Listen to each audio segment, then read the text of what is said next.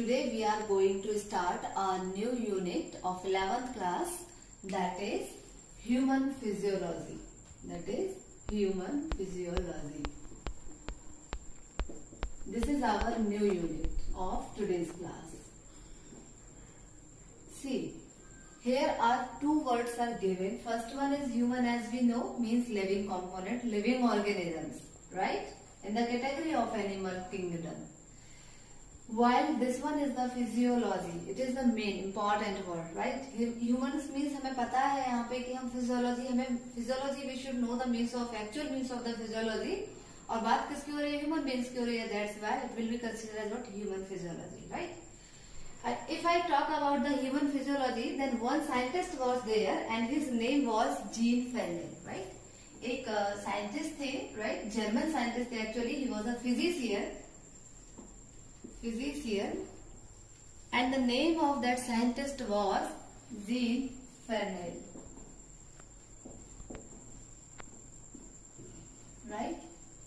This scientist generally gave this term, right? This scientist Jean Fennel, he gave the term what? Physiology. सबसे पहले इन्होंने ही इस term को दिया था फिजियोलॉजी की, ठीक है. According to him, this physiology word was taken by a Greek word, ठीक है. और उस ग्रीक वर्ड में इस फिजियोलॉजी का मीन्स होता है टू स्टडी ऑफ नेचर, ठीक है, टू स्टडी, ठीक है, ऑफ नेचर. लेकिन यहाँ पे नेचर में ही आते हैं human beings are also the part of nature, right. Second thing, physiology is completely, अगर हम इसकी बात करते हैं कि जो ह्यूमन, हम यहाँ पे एक वर्ड यूज कर रहे हैं ना, फिजियोलॉजी है, ये इन्होंने फिजियोलॉजी का मतलब दिया था कि फिजियोलॉजी मीन्स क्या होता है, स्टडी ऑफ नेचर की बात हो रही है, ठीक है. यहाँ पे एक वर्ड ऐड हो रखा है ह्यूमन मीन्स, यहाँ पे completely study of nature of human beings की बात हो रही है, ठीक है. तो उसे क्या कहा जाएगा, ह्यूमन फिजियोलॉजी, ठीक है, ठीक है.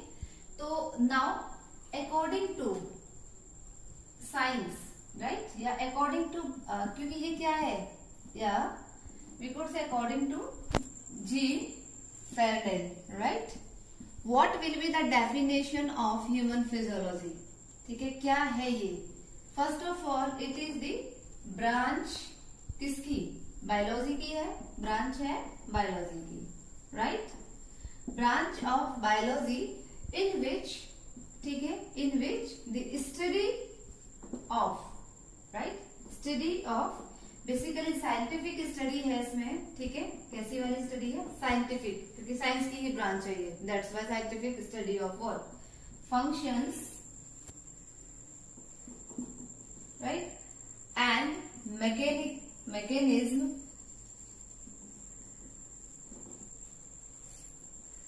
of living organisms, so it will be considered as what, human physiology. Scientific study है फंक्शंस की एंड मैकेनिज्म की ऑफ लिविंग ऑर्गेनिजम्स की. और यहाँ पे जो हम लिविंग ऑर्गेनिजम्स कंसीडर कर रहे हैं, that will be what, human beings, right. तो मीन्स सिंपली हम ये कह सकते हैं human physiology means the study of functions and mechanism inside the human being, ठीक है, और in a living system will consider as what, human physiology. Clear? अब हम बात करते हैं कि what will be the main focuses, human physiology की ही हम बात करेंगे कि यहाँ पे जो human physiology होगा उसके main focus किस किस पर रहेंगे, ठीक है. Here we could write what will be the main focuses in human being, right. Main focus is in human being, ठीक है, कि क्या क्या यहाँ पे जो फोकस रहेंगे ह्यूमन बींग्स के, ह्यूमन फिजियोलॉजी के inside the human beings. See, they will be, क्या रहेगा, सबसे पहले हम यहाँ कहेंगे complete organism, right. Complete organism पर इसका फोकस रहेगा, ठीक है.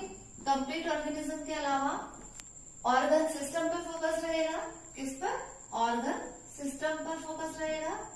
And then later on only one organ, और वी कुड से ऑर्गन्स पर, राइट. सिंपली हम ये कह सकते हैं सिंगल एक ऑर्गन पर फोकस रहेगा, right.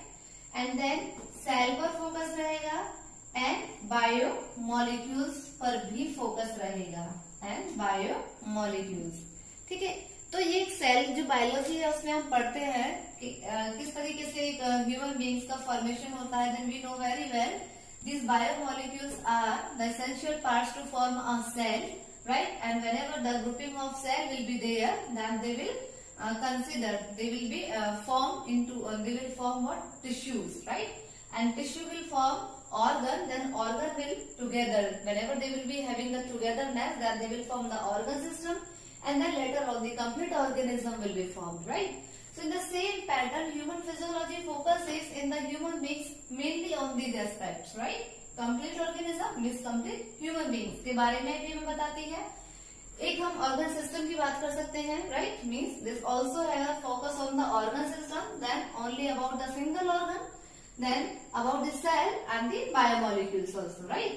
Now, now the classification, and we could say how many the different branches of physiology. It is what? Human physiology, and we had just discussed about the physiology only, right? Physiology का means होता है study of nature, and human beings are also the part of nature, right? So here we are discussing about the classes of physiology, right? Simply classes. So what will be the different types? We could say the different classes of physiology, right? So first one is, we could say physiology where it can be used. It can be used in the field of medicine. So the medicinal physiology. It will be what? Medical physiology we could say, and medicinal or medical physiology, right? Now the second one is another type of branch of physiology. That one is that completely relate with the study of animals, right? It means study of nature of animals. So that will be considered as what? Animal physiology. So human physiology is the branch of this animal physiology, and same will be the case of another plant, right? So that will be considered as what? Plant physiology, right? And same means either they are the animal or they are the plant, but they will be consisted by the cell. So cell will be the structural, basic, fundamental unit of their formation. So next one will be known as, will be concerned about the cell physiology, right? Cell के बारे में simply, और although it is a part of, we could say कि हम यहाँ पे cell physiology को complete study करते हैं cell biology के अंदर में, but it's a brief related with them only, ठीक है? Now the fifth one is, here I'm writing this another type, only last type, that is what? Comparative physiology. This is what? Comparative physiology, right? So comparative physiology has another two type of branches, and these two branches will be known as, first one is evolutionary physiology, and while first one is evolutionary physiology.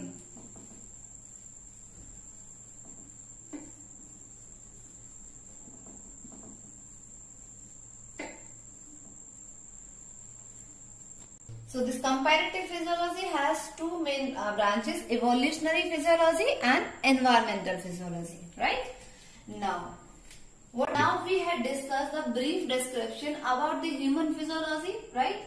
Actually starting से हमने physiology के बारे में थोड़ा discuss किया है, but physiology में यहाँ पे जो animal physiology है, we had discussed, we will have to discuss about this one is, and human physiology is the sub-category of this animal physiology, right? So it was a brief introduction phase of this human physiology, and what we have to study in the human physiology is mainly the first chapter, because ये क्या है, last unit है 11th class की biology की, right? And in which the first chapter will be, which will have to be read, that one will be digestion and absorption, right? So now we will discuss about the digestion and absorption. हम जो start करेंगे वो first chapter होगा, human physiology was the unit. Now the first chapter will be digestion and absorption, right? हम पढ़ रहे थे क्या, ह्यूमन फिजियोलॉजी, तो ऑब्वियसली बात है कि हम यहाँ पे डाइजेशन एंड एब्जॉर्प्शन प्रोसेस भी किसका पढ़ने वाले हैं, ह्यूमन बीइंग्स का पढ़ने वाले हैं, right?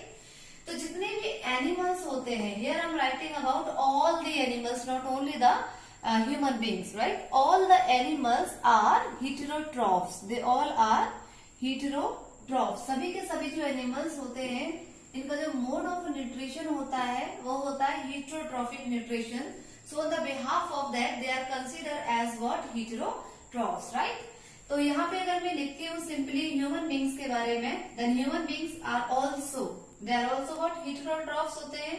And which type of mode of nutrition they follow in the heterotrophs? क्योंकि heterotrophs में भी कुछ classes होती है. Either the organisms they are obtaining their food from the dead and decaying organisms, then they will be considered as what? Saprotrophs. अगर वो किसी एक लिविंग होस्ट के साथ में कांटेक्ट में रहते हुए उनसे अपना फूड गेन कर रहे हैं, then they will be considered as what? Parasites. And if the complete means we could say that the complete food molecule is being inside the cell or a whole body, right? या हम ये कह सकते कि whole solid biomolecules is being inside the cell, then this type of nutrition will be considered as holozoic mode of nutrition. तो जो human beings होते हैं they are in the categories of animals where they are the heterotrophs. वो heterotrophs होते हैं जो कौन से मोड ऑफ न्यूट्रिशन को फॉलो करते हैं? हेटेरोट्रॉफ्स का ही सब पार्ट है, that is what? Holozoic mode of nutrition. ये किसको फॉलो करते हैं? होलोजोइक मोड ऑफ न्यूट्रिशन को फॉलो करते हैं, राइट? अब हम बात करते हैं कि चाहे वो एनिमल्स है या फिर वो ह्यूमन बींग्स हैं, राइट? दे ऑब्टेन, ये अपना फूड गेन करते हैं, ठीक है? क्योंकि हम यहाँ पे न्यूट्रिशन की बात लिख रहे हैं, हेटेरोट्रॉफिक या heterotrophic nutrition, right? So they obtain their food, ये अपना फूड कहाँ से गेन करते हैं? तो जितने भी ह्यूमन बींग्स हैं either they obtain their food from plants, या तो इनको अपना फूड कहाँ से चाहिए होता है? प्लांट से गेन करते हैं. इन द फॉर्म ऑफ, हम कह सकते हैं कि बहुत सारे सीड्स के फॉर्म में, राइट, ग्रेन्स के फॉर्म में या जूसेस की फॉर्म में, फ्रूट्स की फॉर्म में हमें किससे फूड मिलता है? प्लांट से फूड मिलता है. दूसरा हम किससे भी गेन करते हैं? Animals, right, and their product, या तो एनिमल्स, राइट, और साथ साथ में उनके जो प्रोडक्ट्स हैं तो उनसे भी हमें क्या मिलता है? फूड मिलता है, ठीक है? तो human being generally they obtain their food from the plants और animals and their related products. उनके जितने भी प्रोडक्ट्स हैं उनसे भी वो क्या करते हैं? फूड को गेन करते हैं, ठीक है? यहाँ पे नेक्स्ट क्वेश्चन ये आता है, why do they obtain, why do they need food, ठीक है? फूड में क्या है? हम यहाँ पे ये भी लिख सकते हैं ना, क्योंकि ये क्या गेन कर रहे हैं? एक तरीके से न्यूट्रिशन गेन कर रहे हैं, ठीक है? ये क्या है? न्यूट्रिशन इज अ प्रोसेस, है ना? ये न्यूट्रिशन मैंने यहाँ पे वर्ड लिखा है. न्यूट्रिशन क्या है? न्यूट्रिशन एक प्रोसेस है. किसकी प्रोसेस है? Process of intake of nutrients inside the living body, ठीक है? तो ये क्या है? प्रोसेस है. Nutrition is a process. Process of what? Process of intake, right? Process of intake of nutrients, right? Process of intake of nutrients, right, by an organism, ठीक है? तो इसे हम क्या बोलते हैं? इसको हम न्यूट्रिशन बोलते हैं. यहाँ पे एक वर्ड लिखा है मैंने, क्या? Nutrients, right? तो इस न्यूट्रिएंट्स को हम लोग क्या करते हैं? गेन करते हैं. We need to these nutrients. Nutrients means हम कह सकते हैं फूड, राइट? न्यूट्रिएंट्स और we could say them they are food, right? Food की या न्यूट्रिएंट्स की हमें जरूरत क्यों होती है? Very simple, right? क्यों? For growth and development, right? So they are needed by an organism just to growth and development of their body organs and their body, ठीक है? तो यहाँ पे हमें इसकी जरूरत क्यों होती है? Just to grow, right? एक तो ग्रोथ के लिए एंड डेवलपमेंट के लिए, ठीक है? डेवलपमेंट किसका हो? बॉडी का हो, ठीक है? डेवलपमेंट. तो इसके लिए हमें किसकी रिक्वायरमेंट होती है? फूड की रिक्वायरमेंट होती है. न्यूट्रिएंट्स और फूड की हम बात कर रहे थे, ठीक है? से नेक्स्ट क्वेश्चन आता है कि ये तो हमने पढ़ लिया, ये प्रोसेस थी, and in this process these nutrients and foods were taken inside the organism by an organism, जिसकी जरूरत उनको किसके लिए होती है? अपनी बॉडी को ग्रोथ कराने के लिए या डेवलप कराने के लिए उनको न्यूट्रिएंट्स की बहुत ज्यादा रिक्वायरमेंट होती है, ठीक है? अब देखिए हम यहाँ पर थोड़ा सा डिस्कस डिटेल करेंगे before starting this digestion and absorption कि ये क्या होते हैं, न्यूट्रिएंट्स क्या होते हैं. मेनली जो न्यूट्रिएंट्स होते हैं they are categorized in 2 categories. Always remember जो न्यूट्रिएंट्स हैं इनको 2 कैटेगरीज में कैटेगराइज किया गया है, और वो कैटेगरीज जो है कौन कौन सी हैं? सबसे पहले आता है macronutrients. First one is what? Macronutrients. And then the second one is micronutrients. देखिए मैक्रो मीन्स होता है बड़ा, लार्ज, एंड माइक्रो मीन्स होता है स्मॉल, ठीक है। और बात हो रही है किसकी, न्यूट्रिएंट्स की। इनके आगे वर्ड लगा हुआ है न्यूट्रिएंट्स, और न्यूट्रिएंट्स का मतलब है फूड। और फूड में क्या प्रेजेंट्स होते हैं, the molecules which will B required by an organism just to growth and development of their body. They will be required by an organisms either will be in the small or in the large quantity, ठीक है। या तो ये nutrients एक organisms को उसकी body के लिए ज्यादा अमाउंट में चाहिए, या तो फिर कम अमाउंट में चाहिए, तो उनके बिहाफ पे ही इन न्यूट्रिएंट्स को कैटेगराइज किया गया है, ठीक है। तो यहाँ पे मैं जो क्लासिफिकेशन लिख रही हूँ इसका मतलब है कि nutrients are categorized in 2 categories on the basis of what, on the basis of requirement of an organism, ठीक है, on the basis of requirement of body of an organism, एक organisms की body को, body of an organism, ठीक है, एक organisms की body को कितना required है किसकी, न्यूट्रिएंट्स की, उसके बिहाफ पे इनको 2 कैटेगरीज में क्लासिफाई किया गया। First one is macronutrients and the another one is what, micronutrients, ठीक। तो मैक्रोन्यूट्रिएंट्स है, यहाँ पे हमने क्लासिफाई किया है on the basis of requirement of nutrients, right, of an organism, उसकी बॉडी के अकॉर्डिंग उसको कितने रिक्वायरमेंट्स हैं न्यूट्रिएंट्स की, उसके बिहाफ पे कैटेगराइज किया गया है। देखिए macro means large and nutrients means यहाँ पे ये क्या है, requirement of nutrients in large amount, ठीक है, या मैक्रो मतलब बड़ी। तो यहाँ पे क्या है, रिक्वायरमेंट जो है इनकी किसमें है, एक बड़ी क्वांटिटी में है, ठीक है, इन लार्ज क्वांटिटी, ठीक है। तो ये कौन से वाले न्यूट्रिएंट्स हुए, मैक्रोन्यूट्रिएंट्स। वही हम माइक्रोन्यूट्रिएंट्स की बात करेंगे, देन ये कौन से न्यूट्रिएंट्स होंगे, इनकी जो रिक्वायरमेंट होगी बॉडी को, राइट, रिक्वायरमेंट जो होगी बॉडी को वो किसमें होगी, इन स्मॉल क्वांटिटी, ठीक है। इनकी जो हमें जो रिक्वायरमेंट है वो किसमें होगी, स्मॉल क्वांटिटी में होगी। Such type of nutrients will be considered as what, micronutrients, ठीक है।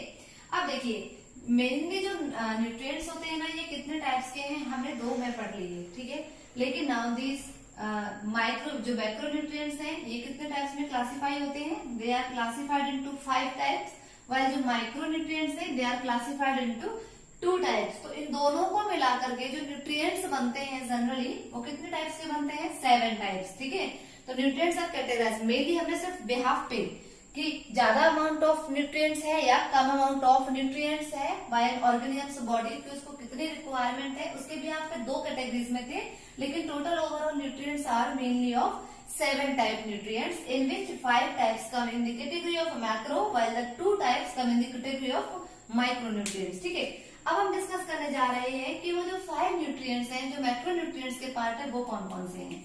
देखिए यहाँ पे I am writing, first is सबसे ज्यादा जो क्वांटिटी में रिक्वायरमेंट होता है वो है कार्बोहाइड्रेट, ठीक है। हाई एनर्जी यील्डिंग न्यूट्रिएंट्स होते हैं, ये मॉलिक्यूल होते हैं। कार्बोहाइड्रेट के बाद में सेकंड हाईएस्ट जो एनर्जी यील्डिंग मॉलिक्यूल्स होते हैं फैट्स होते हैं, उसके बाद में प्रोटीन्स आते हैं, ठीक है, प्रोटीन्स।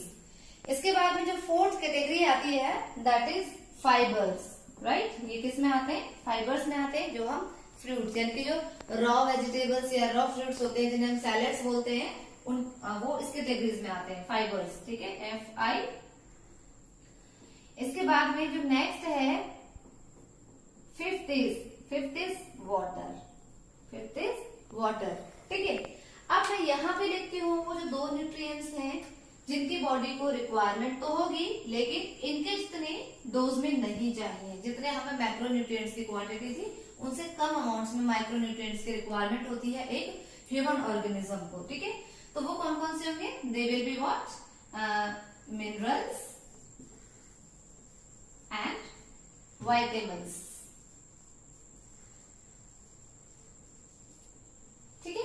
तो minerals and vitamins they are will be the category of what, micronutrients, ठीक।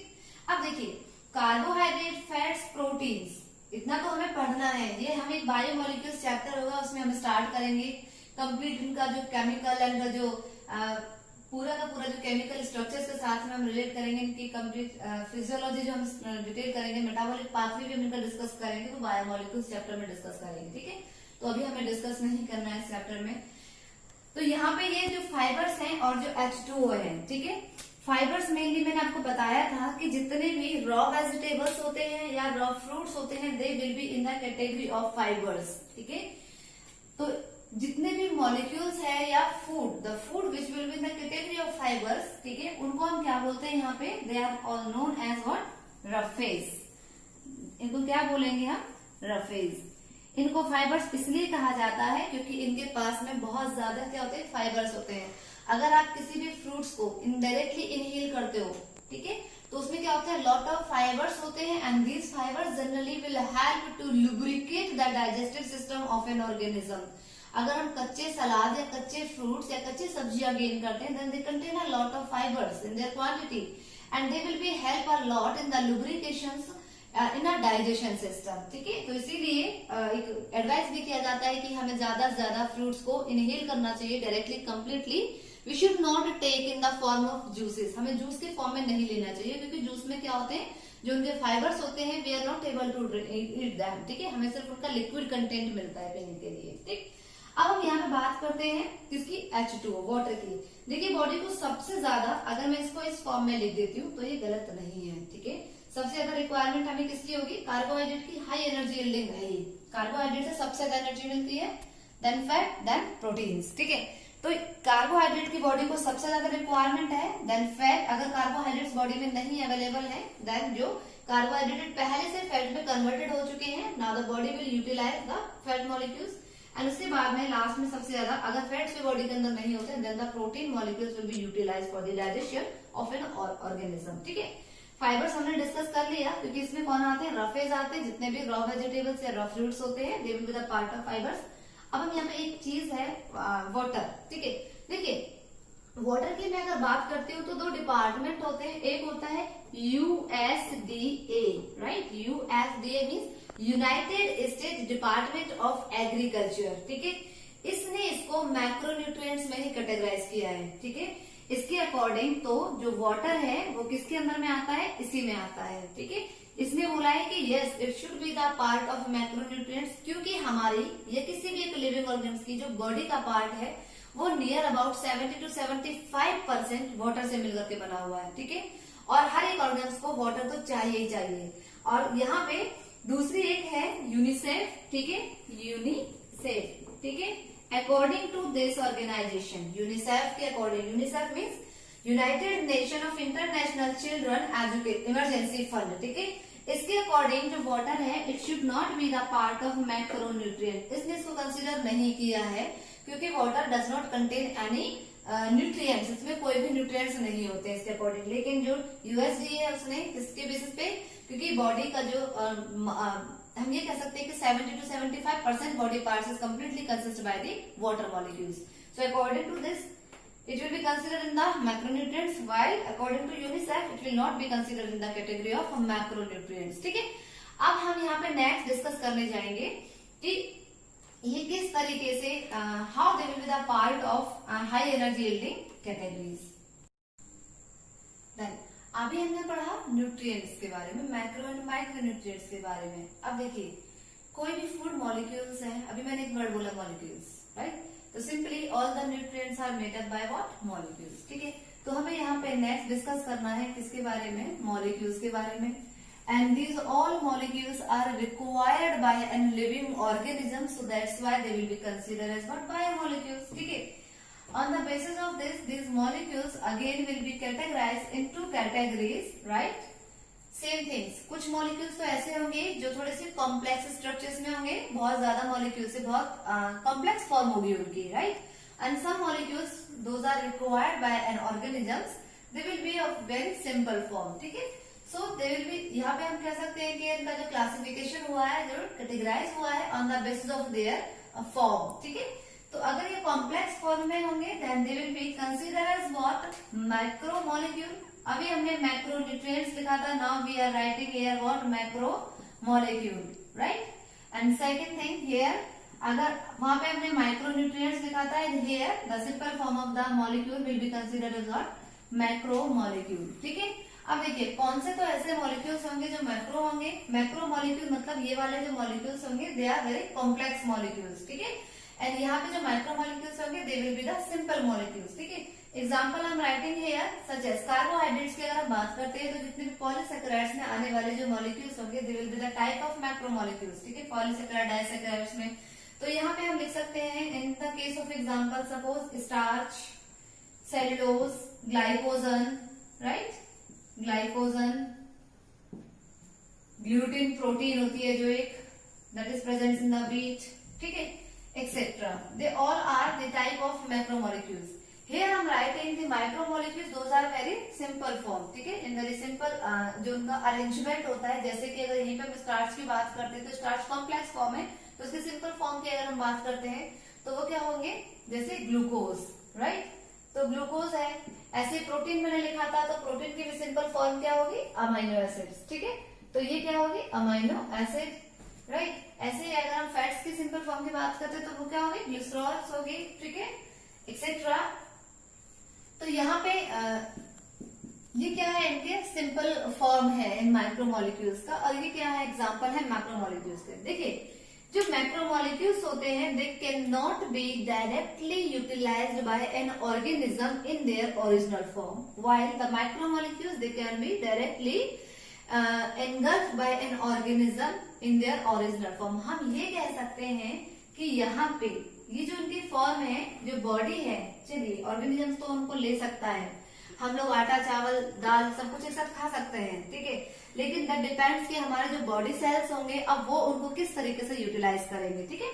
तो यहाँ इन the case of macromolecules body जो होगी, ठीक है, body can not be what, can not take, right, cannot you could say the cannot take with the one, ठीक है, cannot take or utilize, ठीक है, or utilize in their original form।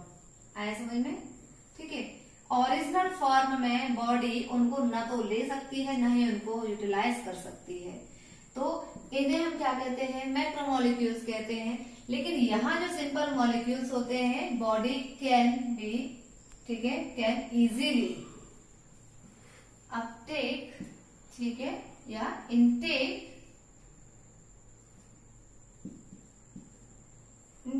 In their original form, ठीक है। तो ये क्या है, ये है माइक्रोमोलिक्यूल। देखिए बॉडी जो माइक्रोमोलिक्यूल्स होते हैं ना, इनको इजीली वो क्या कर सकती है, एब्जॉर्ब कर सकती है, अपनी बॉडी के अंदर में इजीली ले सकती है, उसे तो हमने माइक्रोमोलिक्यूल नाम दिया। लेकिन जो यहाँ पे मैक्रोमोलिक्यूल्स है बॉडी ने इनको डायरेक्टली यूटिलाइज नहीं किया है, नहीं तो उनको इनटेक किया है इनसाइड द मतलब कंप्लीट बॉडी के अंदर में। क्यों नहीं कर रही है बॉडी इनको डायरेक्टली यूटिलाइज, ठीक है, क्योंकि ये कैसे है, कॉम्प्लेक्स मॉलिक्यूल्स हैं, और हमारे जो सेल्स होते हैं वो बहुत सिंपल सिंपल मॉलिक्यूल से मिलकर के बने होते हैं, ठीक है, और जो सेल्स होते हैं they just know only the simple form of the food or the molecules, ठीक है। तो यहाँ पे ये इनके ओरिजिनल फॉर्म में तो नहीं जा सकते, लेकिन किसी फॉर्म में तो जाएंगे ना। तो फर्स्ट ऑफ ऑल नाउ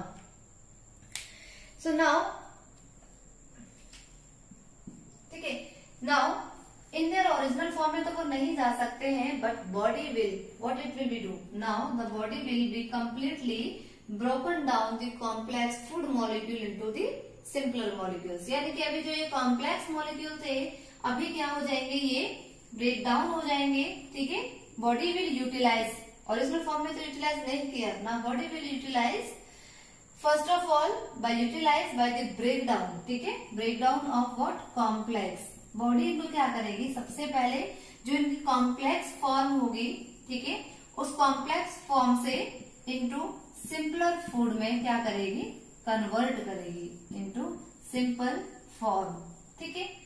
यहाँ पे ऐसा नहीं होगा, ठीक है, यहाँ पे तो डायरेक्टली क्या हो सकते हैं, इजीली यूटिलाइज हो सकते हैं। हाँ, इन the case of catabolic reaction जैसे कि ग्लूकोज है, और ग्लूकोज का अगर ब्रेकडाउन होगा तो फिर क्या बनेगा, उसमें पायरुविक एसिड या लैक्टिक एसिड का जो फॉर्मेशन होगा that will not be the part of digestion, that will the part of metabolic pathway, ठीक है। तो यहाँ पे मैंने जो ये वर्ड लिखा है कि break down of complex form, right, complex form of what, molecules into the simpler form, ठीक है। इसी प्रोसेस को क्या कहा जाता है, इसी प्रोसेस को कहा जाता है digestion. Now we come on our main topic that is what, digestion. तो डाइजेशन का मीन्स क्या हुआ, बॉडी ने जितने भी ये कॉम्प्लेक्स फूड मॉलिक्यूल्स थे, body cells they don't know how they will have to be utilised First of all, the body cells will convert all the complex form of the molecules into the simple food molecules. And this process of conversion of complex food molecule into the simple food molecules, it will be considered as what? Digestion. तो हमें start क्या करना है? Digestion. ठीक है, तो digestion की definition क्या होगी? डेफिनेशन ऑफ डाइजेशन या तो आप ये भी लिख सकते हैं, अनदर यू मे राइट, यहाँ पे आप क्या लिख सकते हैं? The process in which the complex food molecules are being to be converted into the simpler food form of molecules will be considered as what? Digestion. ठीक है, और you may write conversion of complex food molecules into simple molecules. ठीक है, simple food molecule.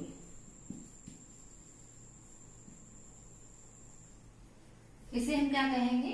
Digestion कहेंगे. ठीक है, digestion जो process होती है दैट इज या वो सिस्टम जिसके अंदर में ये प्रोसेस कंप्लीट होती है.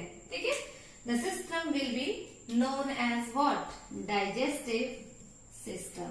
ठीक है, तो वो सिस्टम जिसके अंदर ये डाइजेशन प्रोसेस कंप्लीट होती है, the system is known as what? Digestive system. उस सिस्टम को हम क्या कहते हैं? Digestive system. अब हमें क्या पढ़ना है? Now will have to discuss the process of digestion. इस डाइजेस्टिव सिस्टम के अंदर में वो प्रोसेस कैसे होती है, और जो ये डाइजेस्टिव सिस्टम है ये कितने ऑर्गन से मिलकर के बनाता है. हमें पता है ना कि सेल से मिलकर टिश्यूज बनते हैं, टिश्यूज से फिर ऑर्गन्स बनते हैं, ऑर्गन से फिर ऑर्गन सिस्टम बनता है. तो ये एक डाइजेस्टिव सिस्टम क्या है? एक ऑर्गन सिस्टम है. तो यहाँ पे क्या होंगे? Various organs will be involve to make this. ठीक है, तो हमें उन ऑर्गन्स के बारे में और उससे पहले हमें कि वो कौन कौन सी जो प्रोसेस हैं जो डाइजेशन को कंप्लीट कराती है, will have to discuss now. Right, तो अब हमें क्या डिस्कस करना है? Process of digestion.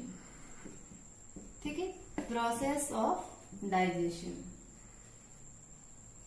ठीक है, देखिए अगर हम डाइजेशन प्रोसेस के स्टार्टिंग के जो फर्स्ट कॉमन जो प्रोसेस है उनको डिस्कस करते हैं. देन डाइजेशन प्रोसेस, ठीक है, कंप्लीट होता है डाइजेस्टिव सिस्टम में. और डाइजेस्टिव सिस्टम क्या होती है वो हम अभी थोड़ी देर डिस्कस करेंगे. उससे पहले हम क्या करने जा रहे हैं? प्रोसेस को. ठीक है, process of digestion mainly involves right in 5 stages. ठीक है, और वो स्टेजेस जो 5 स्टेप्स है वो कौन कौन से? सबसे पहला जो स्टेप है that is what? Ingestion. Right, ingestion. Second step, that is what? Digestion. Right? And the third one is what? Absorption. And the fourth one is assimilation.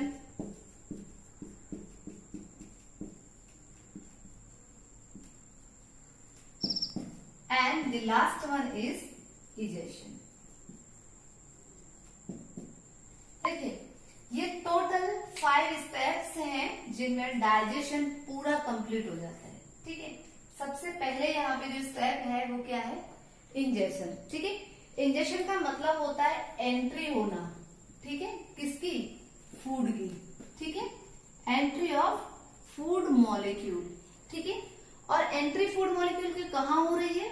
In the alimentary canal. और alimentary canal क्या है? Digestive system है. तो हम यहाँ पे ये भी लिख सकते हैं कि entry of the food molecule in the digestive system.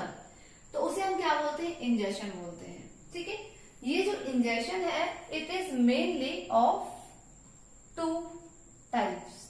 ठीक है, जो इंजेक्शन होगा वो 2 फॉर्म्स में हमें देखने को मिलता है. ठीक है, सबसे first is what? Macrophagy. And the second one is microphagy.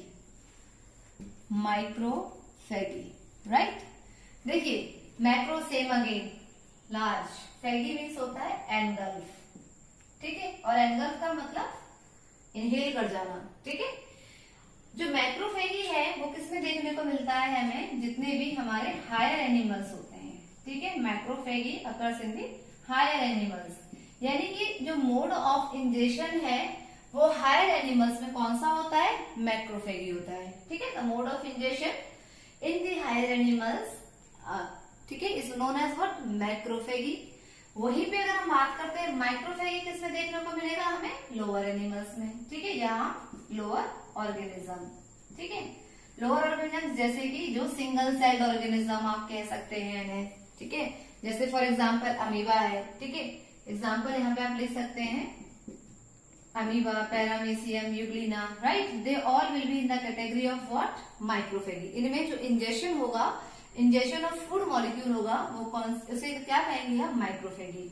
वहीं पे जो हायर एनिमल्स होंगे ये कौन से हैं, लाइक एनिमल्स, जिसमें ह्यूमन बींग्स आते हैं या कैटल्स आते हैं, ठीक है। ये हुआ किसके बारे में, इंजेक्शन के बारे में। इंजेक्शन का मतलब हुआ एंट्री ऑफ फूड मॉलिक्यूल, ठीक है। उसे हमने क्या नाम दिया है, यहाँ पे इंजेक्शन का नाम दिया है। नेक्स्ट इज व्हाट, डाइजेशन, ठीक है। डाइजेशन का मतलब क्या होगा, डाइजेशन का मतलब होगा कन्वर्जन, ठीक है। कन्वर्जन किसका, कन्वर्जन ऑफ, वही जो हमने डेफिनेशन लिखी थी, ठीक है, कॉम्प्लेक्स फूड मॉलिक्यूल का स्मॉलर फूड मॉलिक्यूल्स में, ठीक है। यानी कि यहाँ पे जो कन्वर्जन होगा वो किसका होगा, कॉम्प्लेक्स फूड मॉलिक्यूल का इनटू सिंपलर फूड मॉलिक्यूल, ठीक है। इसे ही हम क्या कहेंगे, डाइजेशन कहेंगे। यानी कि हम ये कह सकते हैं ब्रेक डाउन होगा यहाँ पे, ठीक है। अब बेटर वर्ड होगा यहाँ पे, अगर आप कन्वर्जन की जगह पे क्या लिखो, ब्रेक डाउन लिखो, ठीक है। तो ब्रेक डाउन किसमें, डाइजेशन में, ठीक। नेक्स्ट आता है क्या, एब्जॉर्प्शन। जितना भी ब्रेक डाउन हुआ है, जितने भी फूड मॉलिक्यूल्स का कन्वर्जन हुआ है from their complex form into their simpler form, ठीक है। अब वो सारे के सारे digested food molecules will be absorb, ठीक है। उनको कौन एब्सॉर्ब करेंगे, कौन, ब्लड वेन्स एब्सॉर्ब करेंगे, ठीक है। किस लिए एब्सॉर्ब करेंगे, ताकि जितने भी बॉडी के ऑर्गन्स होंगे वो उन तक क्या हो सके, पहुंच सके। तो उसे हम क्या कहेंगे, एब्जॉर्प्शन कहेंगे, ठीक है। इसके बाद में नेक्स्ट फोर्थ स्टेप आता है एसिमिलेशन। एसिमिलेशन का मतलब क्या होता है, एसिमिलेशन का मतलब है कि जितना भी, अब सपोज यहाँ पे हम एक एग्जांपल ले लेते हैं कि हार्ट है, लीवर है, या फिर कोई भी हम एक बॉडी ऑर्गन का नाम ले सकते हैं, हम अपने मसल्स ले सकते हैं, ठीक है। मसल्स में सपोज वो डाइजेस्टेड फूड क्या हुआ, पहुंच चुका है with the help of absorption after the digestion process by the blood veins. अब क्या होगा कि उनमें जो फूड जूसेस हैं उनमें जितना भी न्यूट्रिएंट्स कंटेन है, now the digested food will be utilised by the body cells और body organs in the form of ATP, ठीक है। वो एटीपी के फॉर्म में क्या हो रहा है, यूटिलाइज कर रहे हैं, और वही एटीपी जो एडिनोसिन ट्राइफॉस्फेट होगी that will be utilised by the body cells to work out. जितना भी वर्किंग या फंक्शनिंग के लिए वही जो एब्सॉर्ब फूड होगा, digested food, that will be utilised by the various organs. इसके बाद में लास्ट स्टेप आता है क्या, इजेशन। हम इन सारे प्रोसेस को डिटेल में पढ़ेंगे, ठीक है। अभी सिर्फ क्या चल रहा है, इंट्रोफेज चल रहा है। तो इजेशन में क्या होता है, इजेशन में जितना भी अनडाइजेस्टेड फूड होता है, ठीक है, यानी कि आफ्टर द डाइजेशन जितना भी जो कुछ ऐसे मॉलिक्यूल्स होते हैं जो डाइजेस्ट नहीं हो पाते हैं, ठीक है, तो जितना भी अनडाइजेस्टेड फूड होता है, now it will be excrete out और it will be eject from the body through the anus, ठीक है। With the help of anus the all the undigested food molecules will get removed from the body. इसे हम क्या कहते हैं, egestion कहते हैं, ठीक है। इसके बाद एक छोटा सा हम डिस्कस कर लेते हैं किसके बारे में, जो प्रोसेस हो रही हैं, ये प्रोसेसेस कहाँ हो रही हैं। तो all the processes are being carried into the digestive system. ये किसमें हो रही है, डाइजेस्टिव सिस्टम में हो रही है, ठीक है। वो डाइजेस्टिव सिस्टम है क्या है, mainly that is what, alimentary canal, ठीक है। पूरा का पूरा जो एलिमेंट्री कैनाल है इसे हम क्या बोलते हैं, डाइजेस्टिव सिस्टम बोलते हैं, ठीक है। एलिमेंट्री कैनाल की अगर मैं बात करती हूँ तो ये क्या है, एक thin long muscular tube like structure है, ठीक है। ये क्या है, एक long muscular tube like structure है, लॉन्ग, ठीक है, ट्यूब लाइक मस्कुलर ऑर्गन है, स्ट्रक्चर है, ठीक है। तो अब इसकी अगर मैं बात करती हूँ, ठीक है, कितने कितने नियर अबाउट, इसमें बोला ना लॉन्ग, तो नियर अबाउट से 8 से लेकर के 10 मीटर तक क्या होती है, 8 to 10 मीटर लॉन्ग, इतनी लंबी होती है ये, ठीक है। इसके बाद में इसके पास क्या होते हैं, इसके पास में 2 ओपनिंग पोर होते हैं, ठीक है। इट हैज 2 ओपनिंग पोर्स, ठीक है। अब वो जो 2 ओपनिंग पोर्स हैं वो कौन कौन से होते हैं, सबसे फर्स्ट जो इसका ओपनिंग पोर होता है that is known as what, anterior pore. पहले हम पोर को क्या बोलेंगे, एंटीरियर पोर। और ये एंटीरियर पोर कहाँ से शुरू होता है, ये होता है माउथ और बक्कल कैविटी वाला रीजन, ठीक है। तो यू मे राइट इट कि ये यहां से स्टार्ट होता है, माउथ, और you may right it buccal cavity, ठीक है, और ओरल कैविटी। लेकिन और इसका ये कौन सा होता है, लास्ट वाला pore, that is called as what, posterior pore, ठीक है। ये जो पोस्टीरियर पोर है ये कौन सा पार्ट होगा इसके अंदर में, ये भी एलिमेंट्री कैनाल का ही पार्ट है। नाउ इट कंटेन्स एनस, ठीक है, ये एनस का है, ठीक है। तो पोस्टीरियर पोर जो है it contains, it has anus while the anterior pore has the mouth, ठीक है। अब इसमें कौन कौन से, मैंने बोला डाइजेस्टिव सिस्टम है and system consist of the organs, ठीक है, तो वो ऑर्गन से मिलकर के बना होता है। अब हमें डिस्कस करना है कि कौन कौन से मेनली इसमें ऑर्गन्स होते हैं जो इन्वॉल्व होते हैं, ठीक है, वो पूरी की पूरी किस में होंगी, एलिमेंट्री कैनाल में ही इन्वॉल्व होते हैं, ठीक है। तो सबसे पहले जो ऑर्गन होगा वो क्या है हमारा, यहाँ पे you may right the organs of alimentary canal, ठीक है। कौन कौन से वो वेरियस ऑर्गन्स हैं, ठीक है, जो एलिमेंट्री कैनाल को कंप्लीट करते हैं, ठीक है। वो ऑर्गन में सबसे फर्स्ट ऑर्गन है माउथ, ठीक है। सेकंड जो ऑर्गन है माउथ के बाद या बक्कल कैविटी के बाद में, दैट इज व्हाट, फेरिंग्स, ठीक है। फेरिंग्स क्या होता है, फेरिंग्स एक कॉमन पासेस होता है to entry for both food as well as the air molecules, ठीक है, हवा और फूड दोनों को जो एंट्री कराती है। And later on this pharynx के बाद में, ठीक है, pharynx divided into pipe like structures, एक होती है जो सिर्फ और सिर्फ फूड मॉलिक्यूल्स को एंट्री देती है और सेकंड होती है जो एयर मॉलिक्यूल्स को एंट्री देती है, यानी कि wind pipe and food pipe. तो जो फूड पाइप है उसे हम क्या बोलेंगे, ईसोफेगस, ठीक है, इसे हम क्या बोलेंगे, ईसोफेगस। ईसोफेगस के बाद में नेक्स्ट यहाँ पे जो एक ऑर्गन है वो क्या आएगा, दैट इज व्हाट, स्टमक, ठीक है। स्टमक के बाद में नेक्स्ट ऑर्गन जो क्या होगा, इंटेस्टाइन, ठीक है, next organ is what, intestine. Remember one thing, ये जो इंटेस्टाइन है, ये इंटेस्टाइन भी किसने, दो तरीके के इंटेस्टाइन हमारी बॉडी में इन्वॉल्व होते हैं, ठीक है।